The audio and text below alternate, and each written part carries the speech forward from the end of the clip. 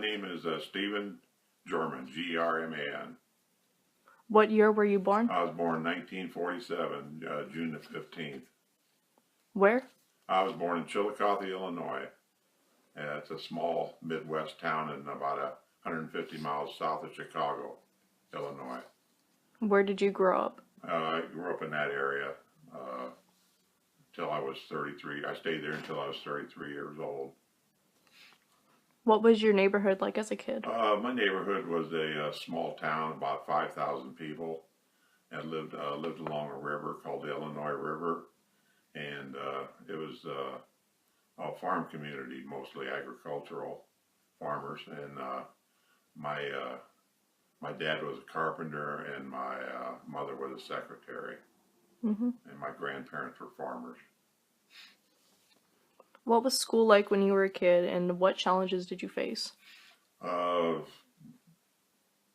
my school was pretty nice. It was, everybody was about in the same position. We was all, I guess we called middle class at that time. Most of our parents all had jobs and everything. Everybody went to church. We played Little League in the summer. My parents were Catholic, so we went to Catholic church, but our community was mostly, schools were pretty efficient, well run. Everybody had enough to eat and clean clothes and everything. But like I said, it was a small community, and everybody knew everybody. Everybody helped each other out if they needed trouble, and families were pretty tight and close. And it was mostly an all-white area. What was the first job you had, and what was it like? My first job I had after high school was I was a receiving clerk in a warehouse called McKesson and Robbins, and McKesson still is a drug manufacturer. And I worked there. I graduated in 1965, and I worked there until I got drafted in the Army in 1968. March 13th, I was drafted. Yeah. What were your teenage years like? My teenage years, I played sports. I played all the sports from freshman to senior high school. I played in organized sports in the high school. I played basketball mostly, but I did play baseball as a pitcher. I was a center on the basketball team, and I was a guard on the football team. And I didn't have a car at the time, and I worked in the summer mowing yards and doing odd jobs. Mostly I took care of my two younger brothers because my parents were both working, so I kind of stayed home in the summer and helped take care of them. Went to the library a lot, did a lot of reading, and that's about it. How did you meet your spouse? I met my spouse in my second tour in Vietnam. My wife is named Long Ta, and she's from Vietnam, and she's about 2 years younger than I am. And we met in 1971, and she's from Saigon, Vietnam. Yeah. Where did you and your spouse go on your first date? Well, we were in Saigon at the time, so it was just eating out or something like that. It wasn't anything. Nothing special. Nothing special. Just learning to be friends. Essentially, she's from a different culture, and I was just getting to know her culture and stuff like that. So,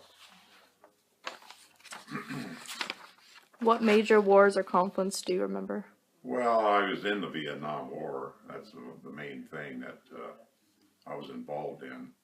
I was in, like I said, I was drafted in the U.S. Army, and I went to Vietnam in September of 1968. I was a combat medic in an infantry unit, and my job at the time was to treat wounded guys who were wounded with shrapnel wounds, gunshot wounds, and any other kind of problems they had. And I used to give shots to them and patch them up and take care of them like a kind of like a nurse or something. But I was out in the field, and being out in the field or in the jungle is pretty stressful because you never know when you know, you might step on a landmine or you might get shot yourself. Mm-hmm. And I interacted with the company commander a lot, and I did that for almost 2 years in the Army. What do you remember about them, and how do you feel about them? About the war? Mm-hmm. Uh, well, at the time, we were, as draftees, we didn't have much choice. You either had to go, this was the 60s, late 60s, and Mm-hmm. people at that time had to go, you either had to go in the service or you become a draft dodger, which you ran to Canada, been in the service, and I had great uncles in the service and other relatives that there wasn't, it never crossed my mind that I wouldn't go in the service when I was called. And I'm kind of glad I did.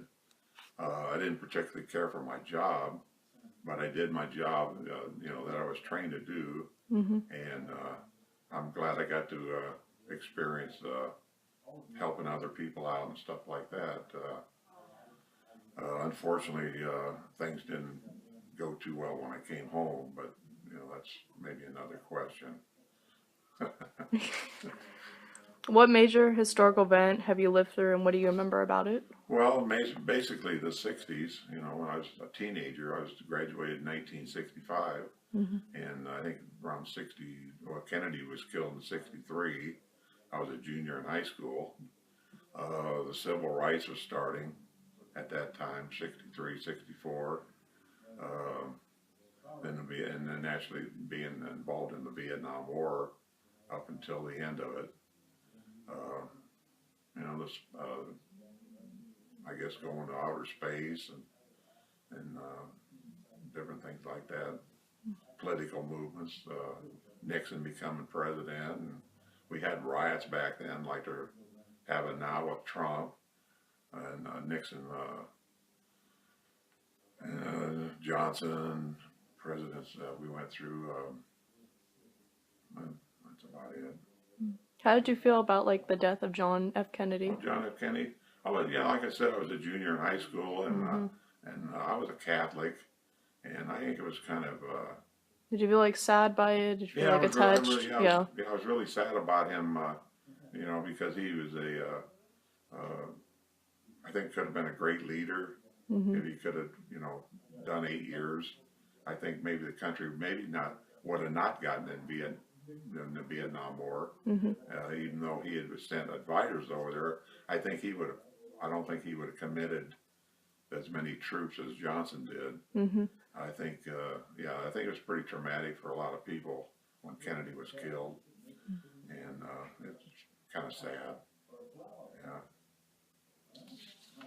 What jobs have you had? Uh, I've had I've had numerous jobs. I never retired from a particular job, but I worked in warehouse. I've been a salesman. I was a security guard. I was a police officer for a short period of time.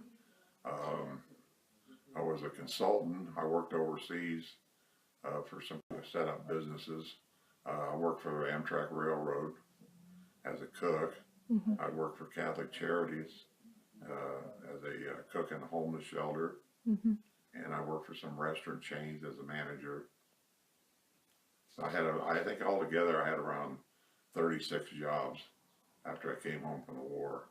Mm-hmm. So that was part of my, had to do with post-traumatic stress disorder, which I was diagnosed with in 1980 something. Mm-hmm. Yeah. What have these jobs taught you? A lot of jobs taught me not to trust people. Unfortunately, I would say because of my problems with PTSD and people that I work for or under didn't understand the issues at the time. Mm-hmm. Us veterans didn't get any help or sympathy from other people, and this I would say this would be through the 70s and 80s Mm-hmm. until I became aware of how many problems the veterans had dealing with the issues of PTSD. Mm-hmm. And a lot of us couldn't hold jobs. We had alcohol or drug problems. We had a lot lot of veterans who got divorced, Mm-hmm. and you know, a lot of guys were homeless at the time.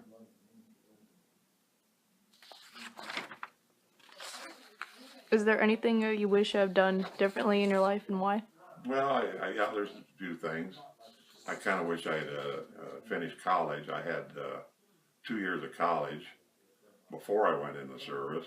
I'd gone to a junior college, and then when I came home from Vietnam, I tried to go back to college, and I took some courses, but my mind just wasn't into it anymore, and I felt really strange and kind of odd being with students even 2 or 3 years younger than me.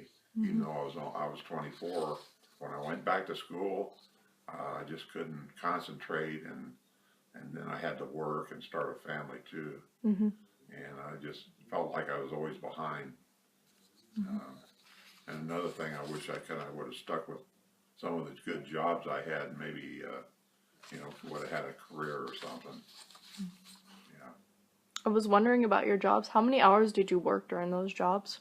At And one what was time, like the the paycheck okay, when line? I came home from Vietnam, when I went back to the warehouse, I think I was making about $100 a week, and I kept, you know, they had to hold that job for me while I was gone in the service. Mm-hmm. It was mandatory by the federal government that if you had a job when you left, for the job back when you came home. When I came home, I think it was making, like I said, I was making $100 a week, Mm-hmm. and I felt like I was better than this now, and I tried to get into a different program or a training program that the company had, but since I didn't have a college degree at the time, I couldn't advance. Mm-hmm. So I quit and then tried to get a better job and better pay. And at that time, most jobs were paying around minimum wage, which was $2.50 an hour to Mm-hmm. up to $4 if you worked in a factory or something. So, you know, but you could still, you know, own things. You could own a car. But I lived at home with my parents when Mm-hmm. I came home from Vietnam, and until I got married when I was 24. How has America changed in your lifetime? Well, that's a really difficult question.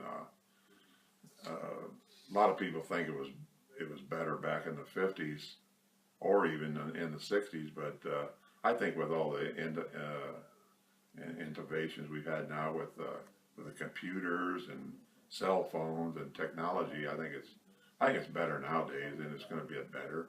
I think quality of life is better for people. I think their standard of living's gone up, Mm-hmm. and you know, I don't look at the past too much anymore. So I think the future's going to look pretty good. So I have four grandchildren, and I think they'll be okay. How has the world changed in your lifetime? Uh, I think we got more cynical, and we're less trusting of people, and it seems to be a lot more, I don't know, hate going around or something. From what I can see, I don't like to go out at nights. Mm-hmm. I'm kind of scared of being. As you get older, I think you get a little scared of people or something, or what they might do, or their actions. Mm-hmm. And just, you know, basically kind of just me and my wife and my two sons. I have one son in North Carolina and one son in California. We do things together, family trips or holidays together. Yeah. What advice do you have for myself and the people in this generation? You get a good education, stay in school, Mm-hmm. and a last resort, I would say, is think heavy about going in the service. If you know, it's an opportunity for some people. You might be able to get it. You know, you go in the service, you might be able to get a good job afterwards.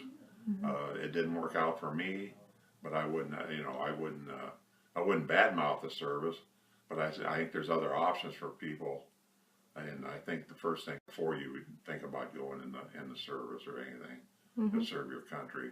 And there's other ways to serve your country besides the military. Thank you. I appreciate the Okay. interview. Thank you very much for letting me talk a little bit.